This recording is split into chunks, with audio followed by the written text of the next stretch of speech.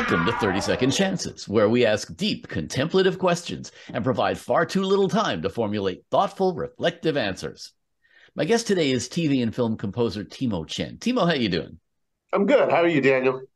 Good, good. You look thoughtful and contemplative already. I see, Yeah, but definitely not worth. I got the thoughtful part. Don't have the 30-second part yet, but awesome. that's what the fun comes in, right? Yeah, exactly. That makes it even better. All I'm right, already cool. stuttering. Yeah, Yeah. All right. So you know how it works. 30 seconds on the clock, and then on to the next question. Are you ready? sure.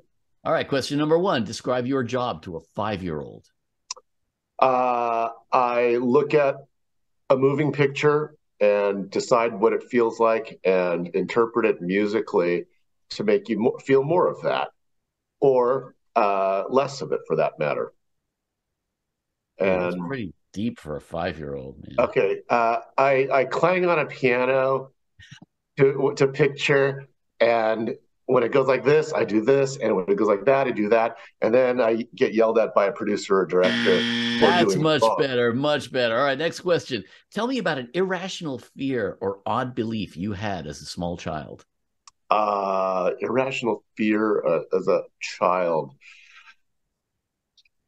Uh, I mean, most fear is irrational. So, I was afraid of elephants actually for some reason. I thought they were just kind of creepy. I thought they were going to come in my bedroom at night, and we live nowhere near any wild elephants whatsoever. But now I love elephants. I think they're adorable. They're some amazing creatures. But yeah, I was afraid of elephants as a child.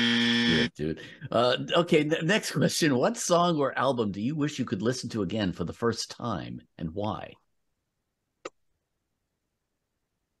I would say Three of a Perfect Pair by King Crimson, uh, because I really didn't understand it when I first got it, and then over the span of like 30 years, it only took like two or three before I like got it, but like I would really love to go back again, not knowing what to expect, but also knowing what to listen for, because now I can count to seven or three Next or question. What's the first piece of gear you bought where you felt like shit just got real? the Boss SE50 guitar processor. That was a lot of fun. Yeah, yeah, it was great. Ooh. 1990. Yeah, Yeah, really state of the art technology for back in the 8-bit days. yeah, yeah. Mhm. Because I couldn't afford an Eventide. Yeah.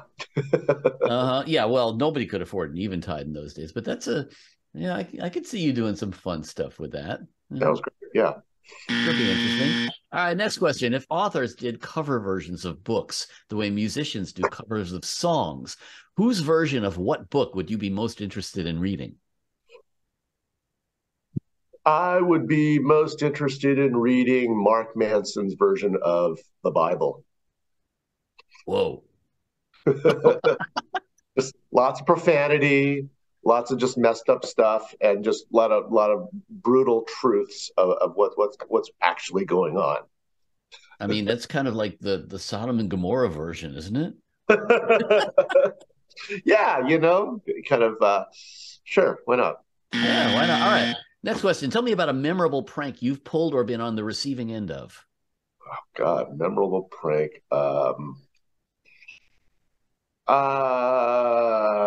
I don't really do. Yeah, I've done a lot of these, and I can't really say them publicly for the world. But um, showing up to people's gigs unannounced, dressed over the top, is probably about it these days. Hmm. um, Okay. Yeah, I would hate you from the stage at that point. yeah, yeah, yeah. That's about Get the it. bouncers out. Yeah. Okay. Yeah. Sorry All right. about that. Next question. You are a burglar. You only steal things that minorly inconvenience people. What three items would you take from someone's home? God. Um, I would steal their bottle opener. I would steal their jar opener, and I would steal their corkscrew. Yeah, so they wouldn't be able to open anything. I don't know if you've tried to open things these days. It's impossible to do it without a tool of some sort. You have to have this. It's just impossible. Larry David's shown that to us before. So yeah, I would steal those things, and I would really make the folks at that house really pissed off the next time they tried to open something.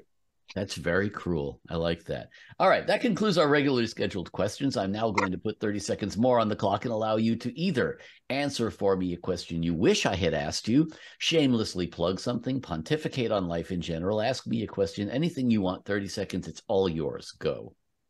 I wish you had asked me. Uh, uh, yeah.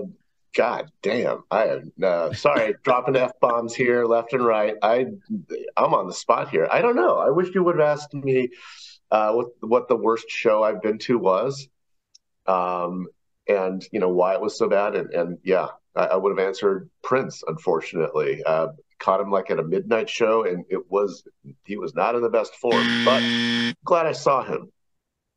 That's So interesting. That's interesting. I've seen him. I've seen him back to back at Montreux, and first on stage at a regular show, and then at a little cafe later on. yeah, this was Completely like different experiences. Yeah. yeah, this was the cafe thing, and it was like, wow, I should have gone for the big one, because yeah, he didn't take as many big risks. It just felt like letting the band kind of do him, and I really wanted to see Prince do Prince, and that was a bummer for me, but still a fan. Oh well, there you go. All Yeah, right. Well, this concludes our show. Thank you for being my guest, Timo Chen. It has been a pleasure. thanks a lot, Daniel.